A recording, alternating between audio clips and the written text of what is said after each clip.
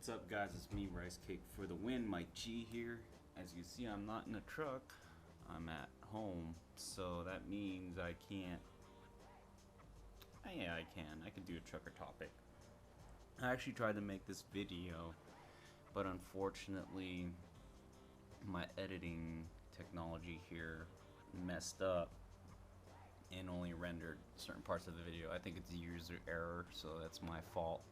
But regardless, I decided, you know what, I'll just make another one since the other one was kind of too long. I haven't put up a video since, excuse me, the beginning of April, and I haven't uploaded anything since except for my vacation video. So I apologize for that, guys, and I hope I can make it up with this video. Basically, I came across this off of a CDLlife. If you guys don't know what that is, it's basically trucker news, transportation industry news, some type of entertainment type. You know, they have videos and stuff like that to keep us drivers that are backed up the doors or waiting on loads or taking our breaks preoccupied, entertained in some way or another. But famous YouTuber Indiana Jack, the trucker out there, they put his video with this with a couple other, what do you call it, a top 10 or 1 through 10 reasons or people that should not be in trucking. And I'm just gonna ride on top of that, since there is a lot of videos, but sometimes they're kind of vague. But I just want to add my 10 cents in there, and help some drivers that are looking into this industry and help them make a choice. So I'll start from number 10. Number 10 is, I'm going off notes here. It says, if you're not mechanically inclined. So that means if you don't, let's put it this way. If you open up the hood of your car or truck and I start pointing at parts, I mean everything on the top, you know where it's kind of, if you're mechanically inclined, you know what the battery is, you know where the air box is at, you know what the valve cover is, or you know where the spark plugs and the ignition coils and stuff like that. The number one thing is, where's the dipstick? If you can't find where the dipstick is, or you can't name the dipstick or see the dipstick or pull it out and check your oil correctly, you're not mechanically inclined. And to be a trucker, you have to have some basic knowledge of the machine that you're driving. It kind of goes hand in hand. Everyone that I've known that is a trucker kind of likes their job. I met one guy that doesn't like his job. He's not gonna last, of course. Every person I've met either has some type of passion for cars, or you know, aviation or trains, some sort. So you have to be some type of mechanical gearhead to, just a little bit, not too much, just a little bit, to become a trucker, because it will help you once you enter the industry and help you in that aspect when it comes to inspections and stuff like that. Next is, if you are a bad driver. Now that doesn't mean if you're swerving from lane to lane like Asian status, right? No, it means bad driving record. If you got DUIs, if you got tickets, speeding tickets, to be more relevant, because most companies now look at that stuff. You could only have so many points racked up on your record. You can only have so many tickets, and it just makes you more vulnerable to not being hired. So if you have a bad record, driving record to be specific, it will affect you and how you would get hired. and especially if you have a bad record overall, like a criminal. All right, number 8. That's another one. You go to Team RG. Everyone's asking about how it can make the top dollar with no experience and get experience pay. Low pay. There's not a lot of money in this industry when you first start out. Once you start getting that experience, you start getting paid for your experience, and a lot of guys don't understand that. That's it. That I'm not even gonna go deep into it. You are paid for what you are worth.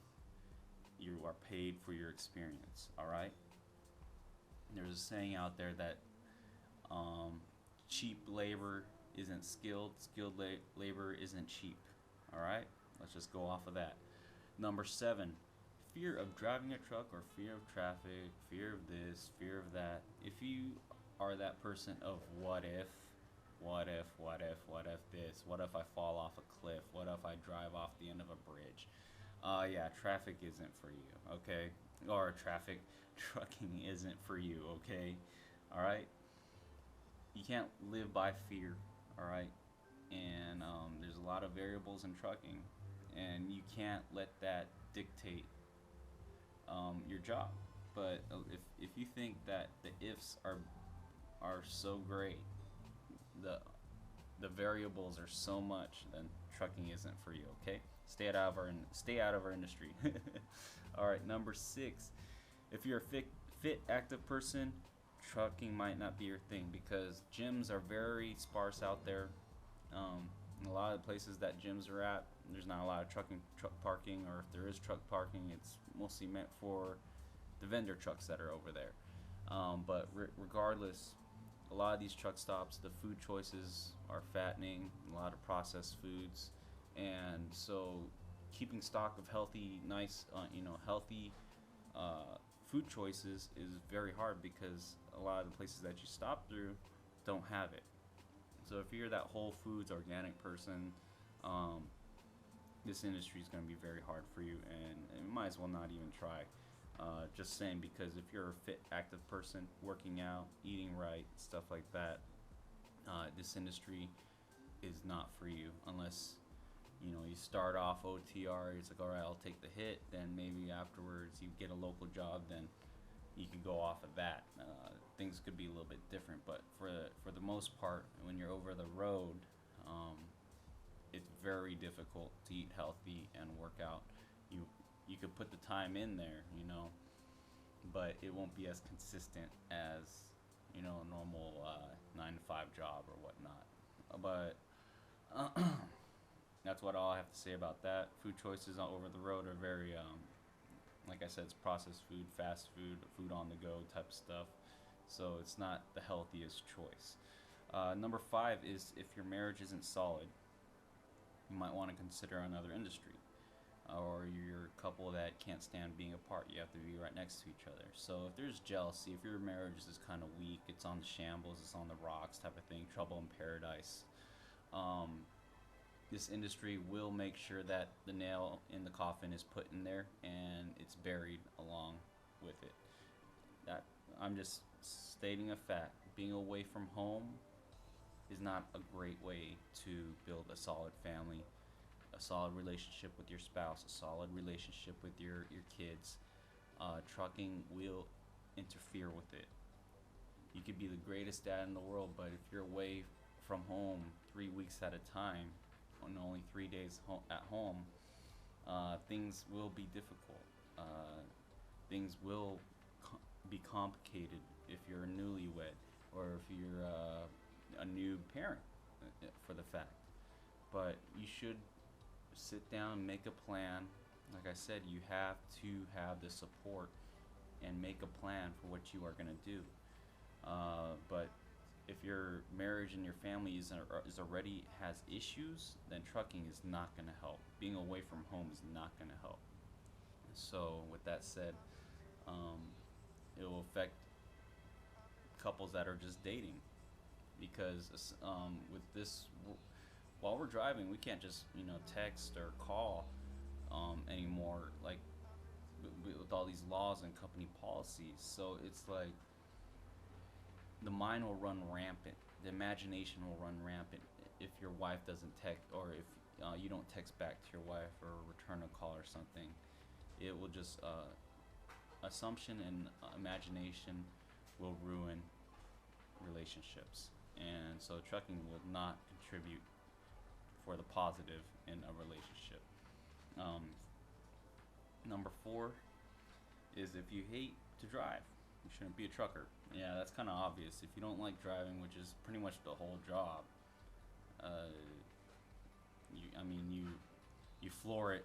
You waste a gallon of gas to get to the McDonald's. You know, floor it to save a minute. You know, burn a gallon to save a minute. If you're that type of person, trucking isn't for you, because if you hate the drive, you shouldn't be behind a 80,000 pound vehicle in the first place. So if you don't like driving, you don't just stay out of our industry, please. Number three, if you hate being alone, avoid trucking. It's obvious. If you're gonna be a solo driver, you're gonna be away from home. You're gonna be away from people. You're driving, no one next to you, no one to talk to, unless you got a pet or something like that, or a parrot or a cat, or I don't know, like a pet along with the ride. But regardless, you are going to be alone majority of the time.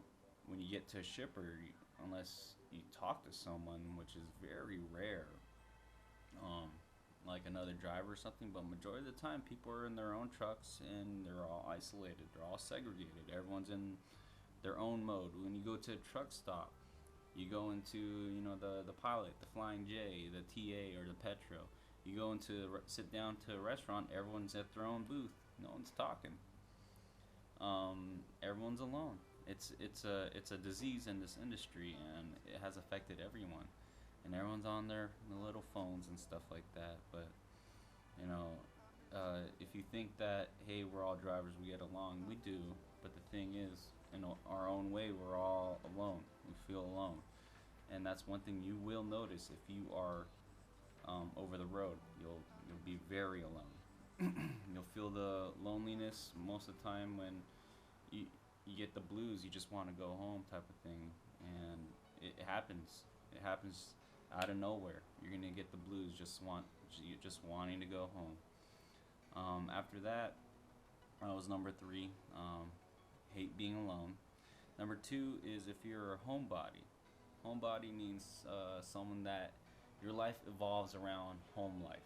Your friends, your family, siblings, your spouse, kids, whatever you want to call it, your dog, or whatever. Your hobbies at home, your football league, and like watching the games with your buddies. That's almost like 3 and 2 are kind of the same thing. I actually like 2, 3, 5 are kind of the same thing, because they're all involved with home. Home is a huge issue, because you're not going to be here. You're going to be out 3 weeks, 4 weeks, a month at a time, and you only get 5 days home. Then in those 5 days, you're just basically catching up, tying loose ends, then you're back out on the road.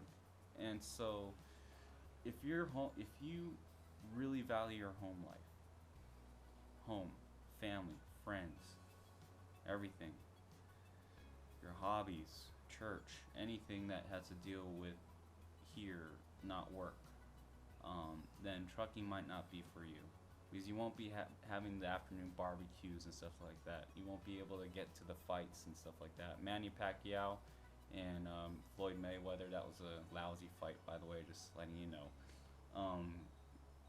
But all that stuff that revolves around social life, and you value that, you can't give that up. If you actually have to give it up when you go into trucking, because you're not going to be there anymore. So that's number two. Number one, it's a dangerous job. You're out there alone. Most of these companies won't let you allow self-defense weapons, not even knives, not even pepper spray. The only thing they tell you is to call the authorities, and so it puts you that more in danger. Women, it just makes you're just as much as in danger as the guys, because you're out there alone. People see you as the weaker sex, so people will try to take advantage of you, and it's not always like, you know, they try to take your money and stuff like that, but they'll try to scope out your loads and stuff like that. You know, that's why you have to be vigilant out there. You have like people saying, hey, where you coming from, where you going, and stuff like that. So you got to be really smart, really smart about your job. Not just that, the whole driving aspects, the variables of driving an 80,000 pound vehicle in adverse weather, during the night, during the day, during traffic, you know, and during the open road where you could go into autopilot mode and you might miss your exit and keep going down the wrong road.